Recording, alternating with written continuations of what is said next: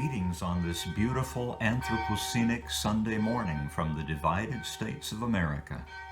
If you've been following my response to Erasmus's 100 Questions for Atheists, you may recall that by the end of last week's Sunday school lesson, my patience had worn thin and I'd come to some lamentable conclusions regarding the intentions that lie behind the video I'm responding to. The last 3 questions I dealt with were enough to convince me that Erasmus is completely unserious about this and aims primarily to insult atheists rather than finding out what they actually think about various issues. The 3 questions I'm speaking of all included the word evolution misspelled as evolution in order to make a point that's so fatuous I hardly know what to say beyond the fact, and it is a fact, that whether you like it or not, so much evidence exists for evolution that it would be really pointless, stupid, and intellectually lazy to deny it, to say nothing of cowardly. Fortunately, this week's crop of questions isn't quite as miserable as last week's, although I'm certainly not dropping my guard. Considering the context Erasmus has established so far, I have trouble believing that they're asked in good faith. Nevertheless, let's have a look. Question 31 lays out 3 alternatives regarding the origin of life on Earth, and at some risk of becoming tiresome, I will again explain that I don't believe in any of them. To believe in makes sense in this context only if you're talking about the creation alternative. That's the alternative that requires faith. Abiogenesis and panspermia are naturalistic explanations and are thus not the kind of things one may properly be said to believe in. One may indeed believe one of those scenarios to be the more likely of the two, and I do, while recognizing that abiogenesis and panspermia are not exclusive of each other, for it is certainly the case that even if Earth were seeded with life from elsewhere, that life had to originate somehow, and the mechanism for that is known as abiogenesis, whether it happened on this planet or on some other world that later seeded this one. So my complete answer to Erasmus's question as framed is, I believe in none of them. That is, none of them is, for me, an article of faith. Creation is not and never will be a demonstrated fact. It is purely an article of faith, and I omit it from the range of actual possibilities for reasons that I've already been over.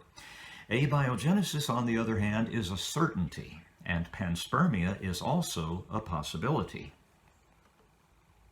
Except for the believe in problem, I appreciate Erasmus's framing of this question, since here he's asking for some evidence for a positive claim instead of demanding evidence that so-and-so does not exist, as he did earlier, and I'll be happy to address that. To the phrase, "Where is your evidence?" I suppose I could respond with a bit of snark and tell him that it's obviously right here on Earth, but since I think what Erasmus actually means is, "What is your evidence?"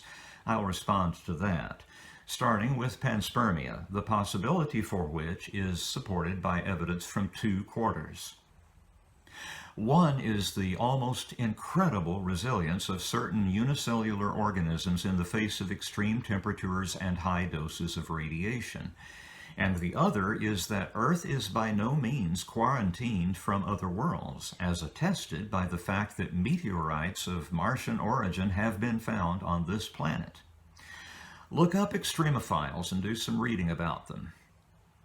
Those are simple organisms, bacteria or archaea, that are able to live and even thrive in environments that would be instantly lethal to more complex living things.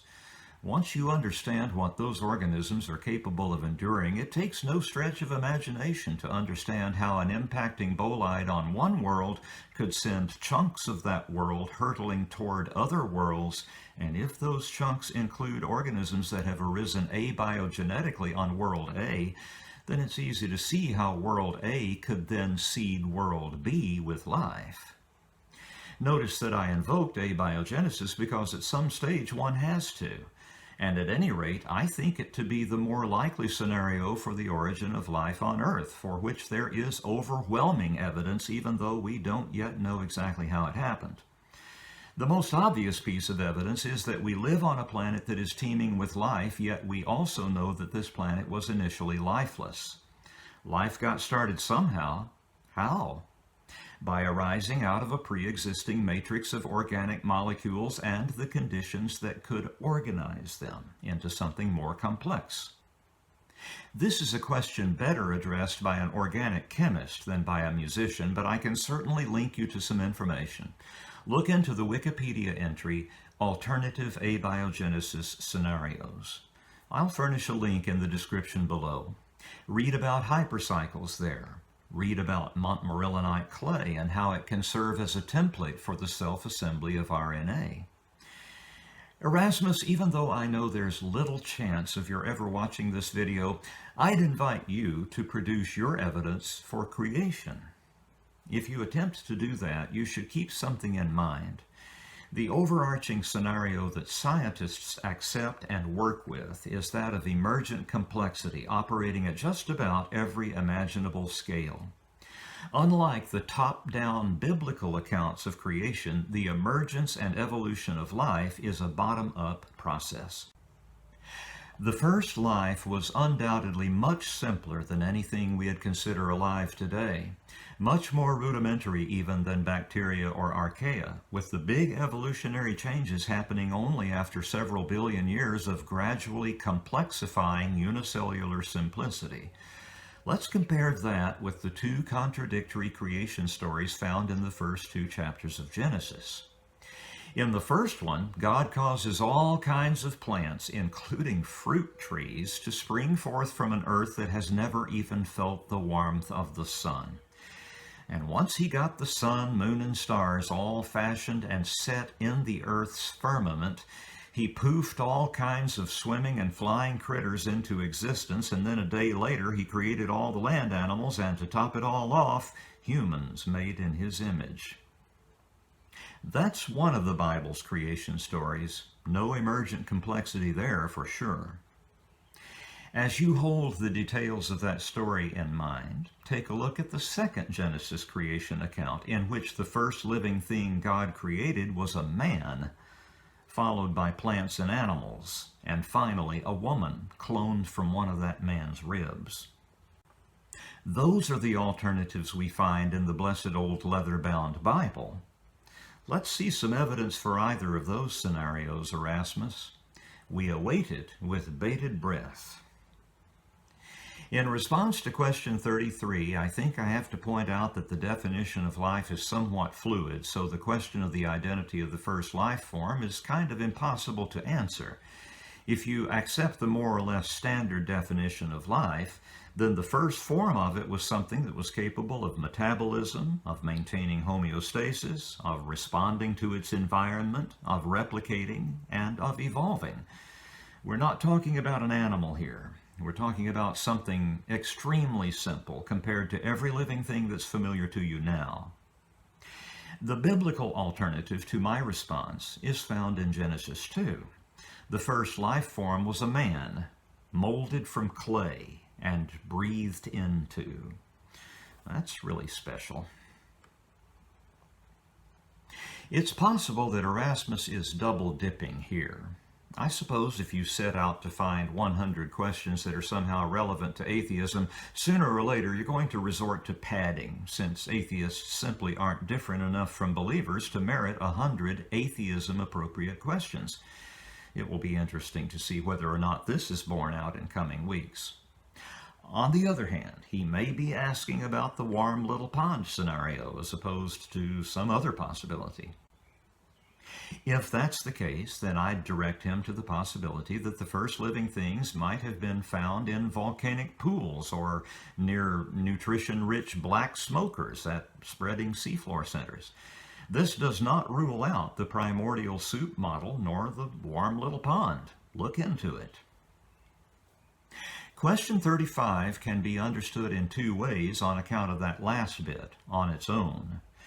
Were it not for that appended prepositional phrase, the answer to the question would, of course, be a resounding yes, since part of the definition of life is, after all, the ability to reproduce. But what does Erasmus mean by on its own? Does he mean without God's help? Or does he have something else in mind? Since later on we're going to be asked whether or not we consider viruses to be alive, it may be that Erasmus had them in mind when framing this question. The reason many biologists consider viruses non-living is that they can't actually reproduce on their own. In order to replicate, they have to hijack the machinery of living cells in order to make copies of themselves. But of course, there is a broader definition of life that includes viruses, and I'm afraid that's about all I can do with this question. The answer to question 36, to the best of my understanding, is no. DNA is an awfully complicated molecule, assembled by other workhorse molecules, especially RNA. This has led many scientists to the conclusion that life would probably have gotten its start in an RNA world, with DNA appearing on the scene later.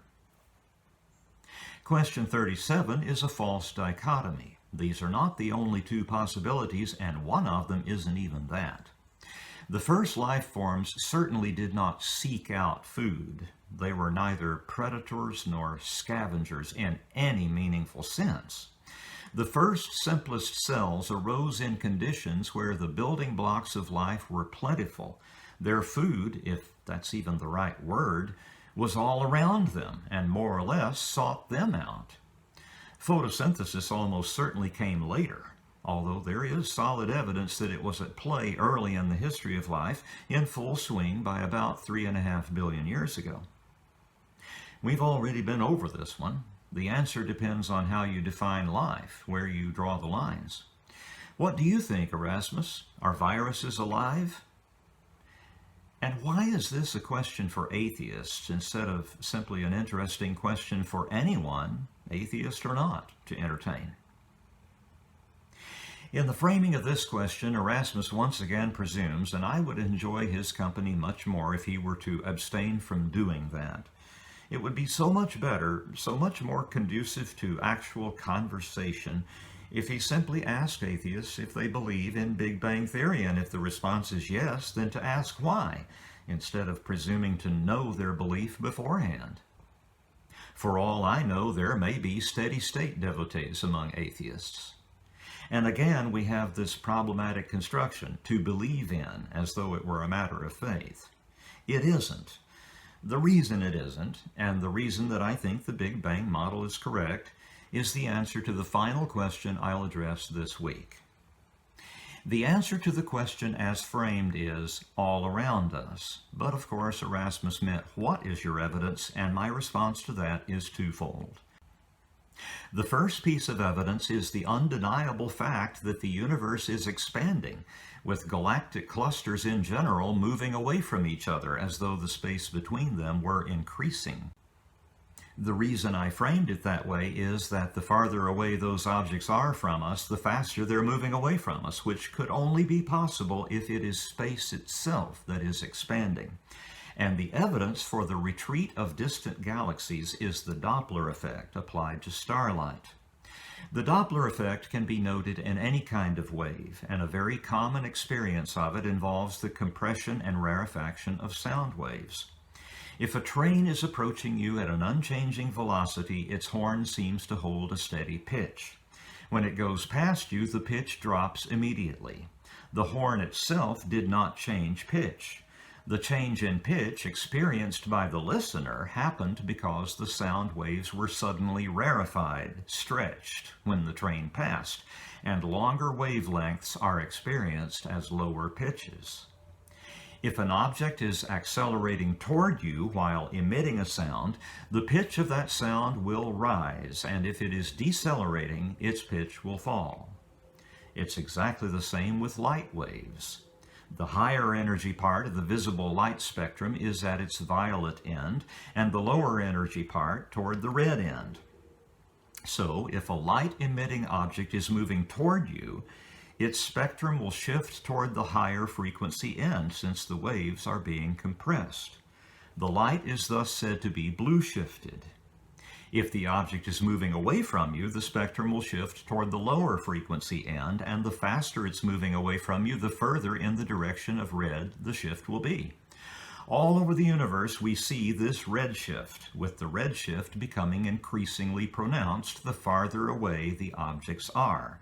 That much is undeniable.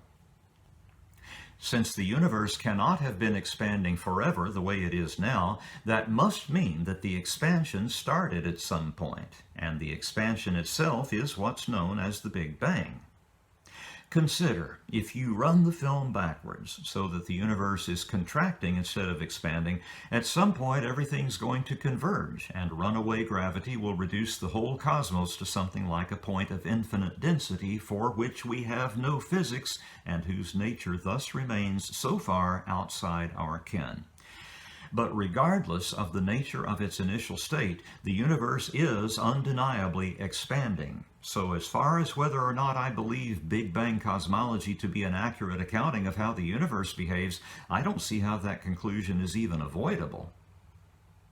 The other solid piece of evidence for the Big Bang is the artifact known as cosmic microwave background radiation, the leftover light from the epoch of recombination shortly after the initial expansion of the universe. This is the oldest electromagnetic radiation in the entire universe, present everywhere but associated with no stellar phenomenon. Incidentally, the discovery of that radiation was predicted based on what was already known. That's a powerful example of what a viable theory can do. It can be used to make predictions that are later verified. Where is the predictive power of the biblical creation model, Erasmus? I believe that's enough for this week. Despite the presumptuousness in evidence in the framing of several of Erasmus's queries, this was a rather more enjoyable clutch of questions to tackle than the one that pissed me off last week. In keeping with the approach I adopted early on, I have not looked ahead, so I don't know whether to be encouraged by the quality of this week's questions, or if I should instead curb my enthusiasm and guard my soul against whatever's coming next. Time will tell. This week, I'm going to let Republican Senate candidate Herschel Walker have the last word. As far as I know, Herschel's fame rests entirely on his having won a Heisman Trophy and started a sports club. Here he is at the First Baptist Church in Sugar Hill, Georgia, in a Sunday morning interview with lead pastor Chuck Allen. I don't think I'll need to say a word about this excerpt. Just keep in mind that a lot of people hear this and think, that's the kind of guy I'd like representing me in the U.S. Senate. If we want a really stupid country, one way to get it is to vote for really stupid people. Hope you have a great week. You too, Erasmus, on the off chance that you ever decide to poke your head in here. Life is okay, because as long as you keep the faith, and one of the things, it's hard to keep the faith when you don't see him. You know, you don't see him there, right, or you can't feel him. You don't hear him sometimes, but he's there. And let me tell you the reason he's there, because you remember when they said, let there be light, you know, there had to be light. So somebody had to store it, let there be light, because something had to be created here. Come on. So when the light was created here, that means that somebody up there had to say, let there be light, that the earth started, and then he had to put someone there on earth. Because remember, Adam was there. Remember, Adam came there, then Eve came. So somebody had to start it out. So that means there had to be a God. Because it didn't just some bomb blew up and it started out. And then I'll tell you something else I heard. Now think about this. Because at one time, science said man came from apes. Did it not? That's when you go to the science. Every time I read or hear that, I think to myself, you just didn't read the same Bible I did. Well, this was interesting, though. If that is true, why are there still apes? Think about it. You know, now you're getting too smart for us. No. Think about this. We have an evolution that is, we've gotten so intelligent that if that is true, why are there still apes? And then the conception of a baby. Let me tell you, science can't do that. They still trying to do it, but it can't, because there had to be a God. So when God came and said, now, let me create this, and God created the earth, and he put Adam and Eve there and stuff, and then this what was so funny, this what makes it even better. Even in that little garden, he said, from this place, you got all the freedom, just like you got it in the United States. You got all the freedom, do whatever you want to do.